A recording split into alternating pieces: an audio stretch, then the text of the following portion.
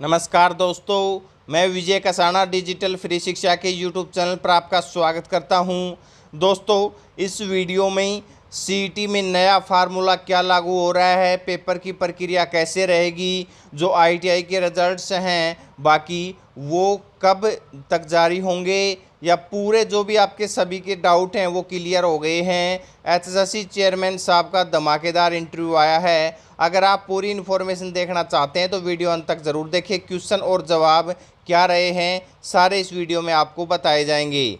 लेकिन साथियों, अगर चैनल को सब्सक्राइब नहीं किया है तो चैनल को सब्सक्राइब ज़रूर कर लें। चलिए आप देख लेते हैं चेयरमैन साहब का धमाकेदार इंटरव्यू। ये देखिए साथियों, दैनिक सवेरा की तरफ से एचएसएससी चेयरमैन भोपाल सिंह जी खत्री का इंटरव्यू लिया गया है। ये डॉक्टर सुरेंद्र धीमान हैं।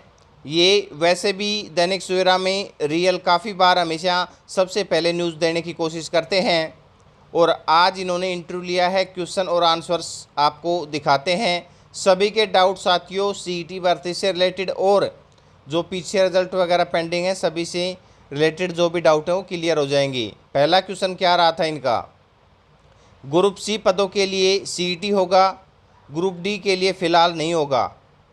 यानी कि इनका क्वेश्चन था कि क्या ग्रुप सी के पदों के लिए सीईटी होगा, ग्रुप डी के लिए नहीं होगा।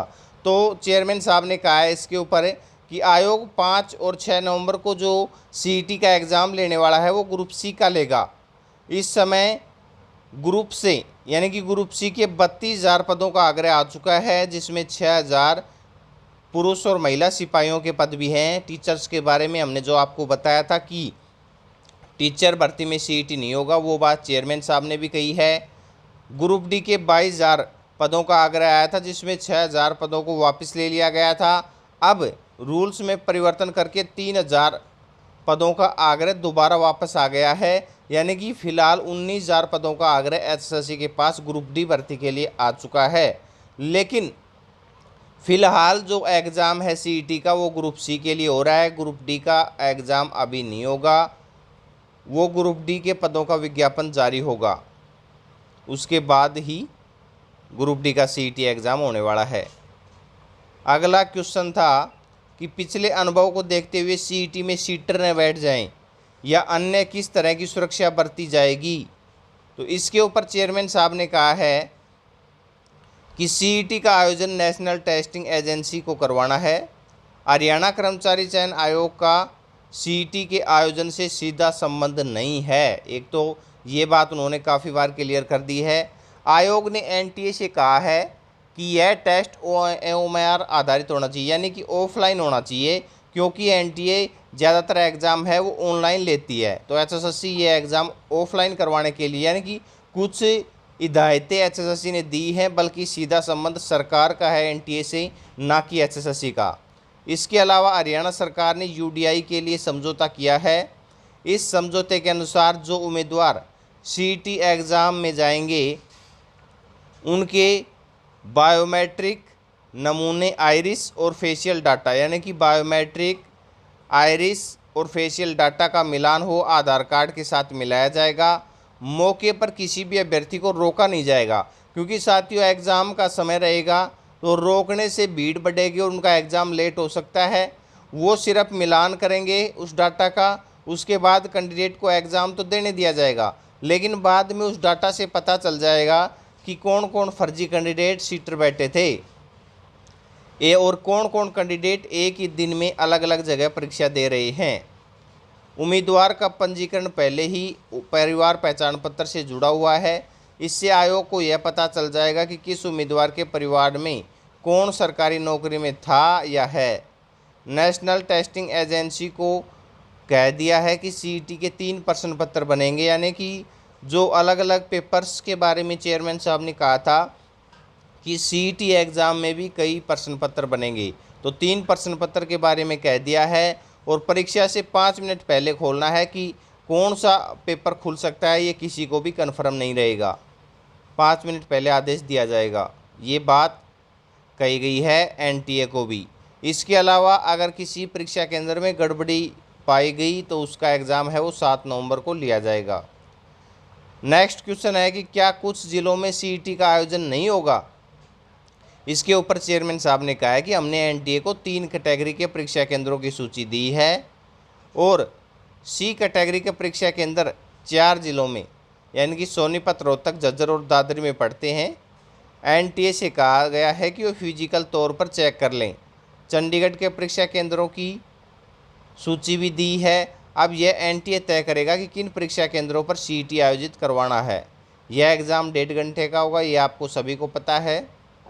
कितने उम्मीदवारों का डाटा एनटीए को दिया गया है और क्या कुछ आवेदकों की फ़ीस जमा होने से रह गई है। तो साथियों, आपको पता होगा कि कल भी ये न्यूज़ आई थी कि लगभग 40,000 युवाओं की फ़ीस जमा नहीं हो पाई है। तो इसके ऊपर चेयरमैन साहब ने कहा है कि 11,36,000 आवेदकों का डाटा है वो एनटीए को दिया जा चुका है। सिर्फ एक उम्मीदवार ने अदालत के जरिए आयोग से संपर्क किया है कि उसकी फ़ीस जमा नहीं हो पाई है। अदालत के आदेश पर इस उम्मीदवार की फ़ीस संबंधित एजेंसी को कहकर जमा करवा ली जाएगी। अन्य किसी उम्मीदवार की फ़ीस जमा नहीं होने के बारे में आयोग से किसी ने संपर्क नहीं किया है। ऐसे कुछ आवेदक हो सकते हैं जिन्होंने पंजीकरण तो करा लिया मगर वो फ़ीस जमा नहीं कराना चाहते हों। अगर वो कराना चाहते तो वो किसी भी तरह से आयोग से संपर्क करते। नेक्स्ट क्वेश्चन था कि दैनिक सवेरा ने अनेक आईटीआई पदों के आवेदक यानी कि दैनिक सवेरा से संपर्क कर रहे हैं आईटीआई वाले कि उनके पदों की अंतिम सूची जारी नहीं की गई। कड़े क्वेश्चन भी किए गए साथियों। वो ये भी कह रहे हैं कि आयोग के अध्यक्ष हैं जो भोपाल सिंह जी खदरी, वो कई बार घोषणाएं कर चुके हैं कि जल्द यह परिणाम घोषित होगा मगर वादा पूरा नहीं हुआ है। आईटीआई अनुदेशकों के पदों का परिणाम क्यों जारी नहीं किया गया। इसके ऊपर चेयरमैन साहब ने कहा है कि आयोग ने लगभग 40 कैटेगरी के 1200 पदों का परिणाम घोषित कर दिया है। 56 कैटेगरी के 2000 पदों का परिणाम बकाया है। इनका परिणाम आगामी 17 अगस्त से घोषित करना शुरू कर दिया जाएगा। सभी कैटेगरी के पदों का परिणाम 30 सितंबर तक घोषित कर दिया जाएगा। यह परिणाम कलरक पदों का परिणाम रिवाइज करने के कारण रुका हुआ है। बीच में कुछ अन्य पदों का परिणाम अदालत के आदेश के कारण समयबद्ध निकाला गया। अब आईटीआई के इन पदों का परिणाम जारी होने में देरी नहीं होगी। इन पदों के परिणाम में कुछ जो पहले देरी हुई है उसको भी चेयरमैन साहब ने माना कि हाँ देरी अवश्य हुई है इन रिजल्ट्स में। सिपाही पदों की ज्वाइनिंग पर रोक लगी हुई है। नॉर्मलाइजेशन फॉर्मूले में क्या कोई कमी रह गई थी। तो आयोग के ने हाई कोर्ट में चेयरमैन साहब ने जवाब दिया है कि वह आयोग ने हाई कोर्ट में नॉर्मलाइजेशन फार्मूले की पूरी जानकारी दे दी है। इसमें सभी तरीके से सभी प्रकार से होने वाले प्रभाव की जानकारी शामिल है। इससे हाई कोर्ट को पूरी जानकारी मिल जाएगी। उसके बाद हाई कोर्ट आयोग के जवाब से संतुष्ट हो जाएगा। सुप्रीम कोर्ट ने नॉर्मलाइजेशन फार्मूले पर उत्तर प्रदेश मामले में स्पष्ट मत पहले ही दिया हुआ है। तो उनका ये मानना है कि उनका फॉर्मूला है वो सही रहेगा और जैसे ही कोर्ट का आदेश आएगा तुरंत इन कैंडिडेटों को ज्वाइनिंग दे दी जाएगी। तो आपको ये चेयरमैन साहब का इंटरव्यू कैसा लगा कमेंट करके अपनी राय ज़रूर दीजिएगा।